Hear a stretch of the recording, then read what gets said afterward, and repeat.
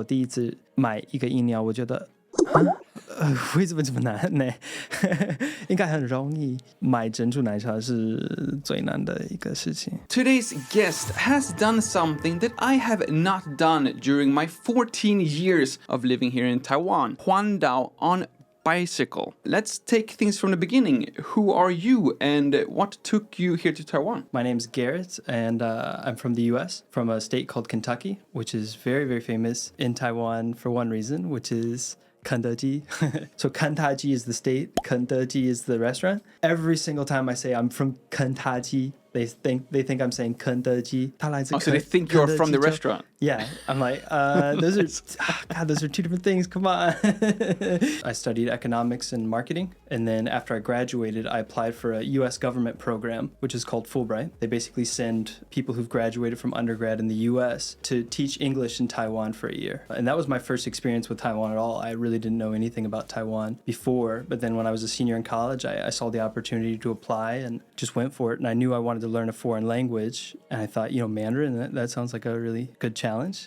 So I went for that in 2019 and was teaching English, and that was in Taitung. So I lived in Taitung for a year in a place called Guanshan, which is a small town in the mountains in Taitung County. Yeah, I was there for a year at a middle school teaching English. Amazing experience. Yeah. Compared to how they sold Taiwan and informing you before you came here versus your own experience and your own first impressions coming here. I don't know if I had that many expectations about it in general going into it. I would say one of the biggest things that shocked me was just how open of a society it is in Taiwan. How people are just openly interested to talk to foreigners about anything. I still find it amazing how you can just walk around Taiwan and some people will just come up to you and talk to you about the most random things. I lived in the UK for 2 years, so I remember, one of the main cultural differences was just that kind of difference between openness to talk to strangers and then a little bit of reservedness. If I say anything, I don't know if they just think I should speak English when they see me. And yes. Then no matter what I say in Mandarin, they just think, this guy's speaking English. I don't understand. Yes. Oh my God, what's happening? 100%. Yeah. Being in Taiwan for 14 years, I can confirm this is the case. Yes. I feel like Americans have ruined it for everyone else because Americans always drink美式. So me as a European or a normal coffee drinker, I would go in and it's大冰拿, and then they would be大冰美, and then they would just every single time, no matter what I say it perfectly, 大冰拿 or 一杯拿铁, and they're every single time. They don't listen. They just know. They see a white guy and it's okay. Yeah. 没事. Yeah, it almost makes me wonder if it's they're just so nervous because everyone's nervous to use a second language because you just have to think more. It takes a lot more energy. 我现在换成中文。好，考试来了。我觉得最难的部分是在美国买东西买饮料是很简单的一个事情，你去说我想买这个饮料就好，你可以买。但是在台湾他们会甜度冰块，对，多少冰多少糖多少什么的，我觉得太复杂了。然后我第一次买一个饮料，我觉得为什么这么难呢？应该很容易，买珍珠奶茶是最难的一个事情。在美国喝珍珠奶茶的时候，你说我想珍珠奶茶就好，他们给你一杯就好，对，一杯1号 ，OK， 又可以的。对，我在 YouTube 已经分享，但是没有人告诉我珍珠奶茶有什么意思，完全不懂珍珠奶茶有什么意思。但是我不喜欢珍珠，所以我在台湾6个月，我要一杯珍珠奶茶，不用珍珠，谢谢。然后在台湾6个月之后，他们说，你可以说奶茶就可以了。Yeah. But please do remember that although it took me 6 months to learn a few basic sentences in another language, that does not have to be the case for you, especially not if you do check out the sponsor of today's video, FUNDAY. If you don't know, FUNDAY is an English learning platform, or it's more like a smorgasbord of different online classes. And if you don't know the meaning of the word smorgasbord, then don't worry, because that's exactly the type of questions you can ask your FUNDAY teacher in classes with 4 to 5 classmates each time. This means that you will have plenty of opportunity and also actually be expected to ask your teacher a lot of questions. FUNDAY also have tons of different topics and difficulty levels, so you will always find something interesting and maybe even more important, something that fits your specific English learning needs. We have several sentences for you to practice how to tell people what you did in your summer vacation or in your last trip. Then we will have 2 parts of listening for you to go through. And as if that was not enough, since FUNDAY is offering classes the entire day from 6 a.m. to 2 a.m. Taiwan time, I can guarantee you that there's a class and time that is perfect for you. And saving the best for last, if you do click the link down in the description, not only will you get a free consultation call with FUNDAY to confirm your current English level to make sure that you don't waste any time at all attending the wrong, either too easy or too difficult of a class. You will also get 2 free FUNDAY classes so you can check it out for yourself and see how FUNDAY can be a perfect fit for you. And speaking about a perfect fit, let's continue with the video to hear more about Garrett and his life here in Taiwan. When COVID started, I was in Taiwan. At that time, obviously, there was so much uncertainty. Nobody really knew what was going on. So my family was a little worried, and I was concerned about, the ability to be able to actually travel back home if I had to. I decided to just go back to the U.S. But then once I got back to the U.S., originally my plan was to come back to Taiwan to study Mandarin. Because of COVID restrictions, it was closed for foreign study for a couple of years. So I wasn't able to do that. That's when I found the master's degree that I applied to in England at Oxford. So I just applied for that and got in and then did that for 2 years. Now, obviously, you're back here in Taiwan. How did we end up back here again? The degree I studied for at Oxford was a master's degree in Chinese studies. The program, actually, in the second year, they do like a language exchange program with NTNU.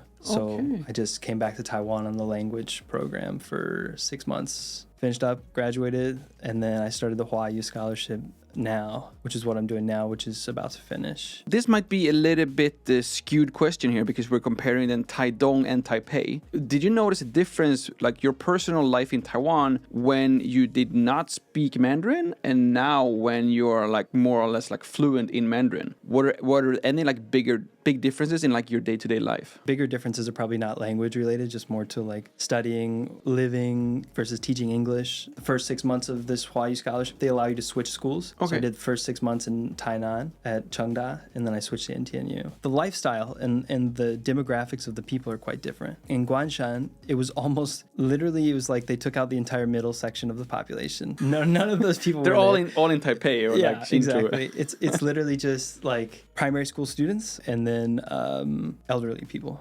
Retired people who aren't working, grandparents, that kind of stuff. You go to school, you teach, and then in the small town area, you can hike, you can ride your bike, you can go for a run, but you can't really meet people your age there either. It's just like, I'll just go talk to the ayis at the beef noodle shop or something like that. Nothing wrong with that. No, nothing wrong with some ayis. I highly recommend it. I highly recommend it. If you're learning to speak Mandarin, definitely. And, obviously having never been to Taiwan before, I got the list and I had no idea what any of these places were.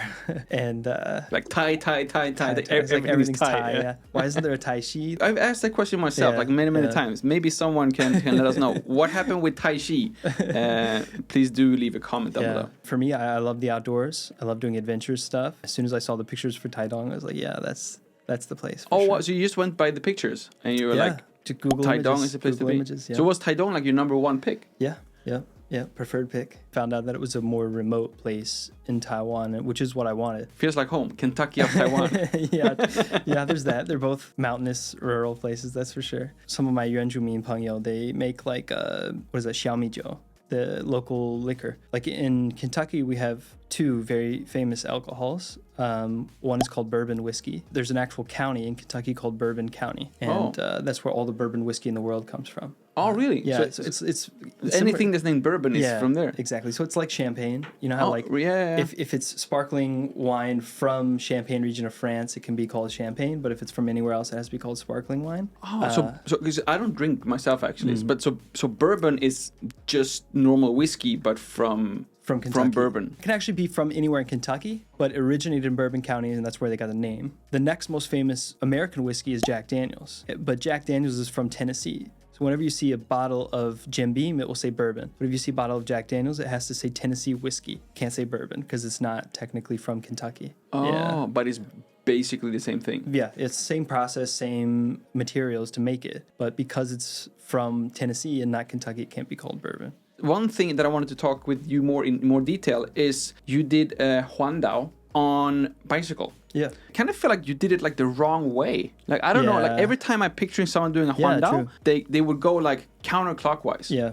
But you went like clockwise. Clockwise, yeah. And I just wanted to know for people watching who has either done a Huandao or at least like thinking about the concept, like, is there a right way to do it, or is it like at least a more common way to do it? I don't know. But to me, I would just assume, because I'm in Taipei, and I would go down on the west coast first. I don't know why, but no, you're actually right. Like, as far as what most people do is counterclockwise. The two things to consider are, when you're riding around the island, if you're going to be on the coastal highways, do you want to be on the side of the road that is towards the mountains or towards the coast? Because if you want to go counterclockwise, then you'll always be on the coast because you're riding on the right side. So it makes even more sense. It makes even more sense, yeah. But we'll get to that. And then that's what you discovered halfway through when you reach the coast. And I'm like, shit, I only see like a mountain wall. I knew it beforehand. The other thing to think about is the wind. You have seasonal wind that moves around the island, right? And apparently it changes seasonally. So depending on what time of the year you do it, it'll change. When I was going along the most difficult part, which is the East Coast, the wind was at my back. So it was helping me go. If I did it in the inverse, then I would have to ride against the wind up the most difficult part of the mountains. Was that the actual reason for why you planned it? Or is this just something, an excuse afterwards to answer all the YouTube comments? No, it was neither one, actually.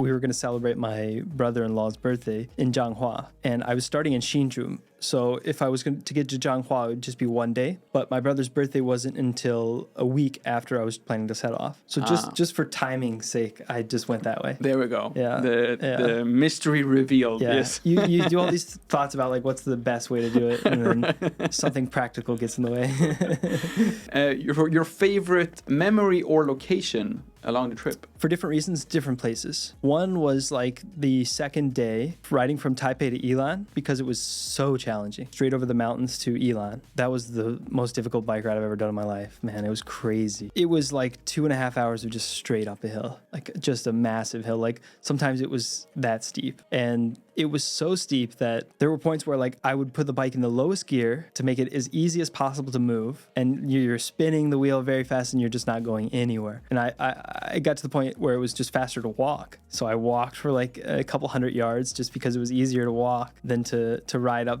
a hill that steep. When I got to the top of the mountain, there's this very, very beautiful lookout point above Yilan, and you can just see the whole valley, and it's just amazing. So after biking for 4 hours up this giant hill from Taipei, I got to this point and I knew it was all literally downhill from there.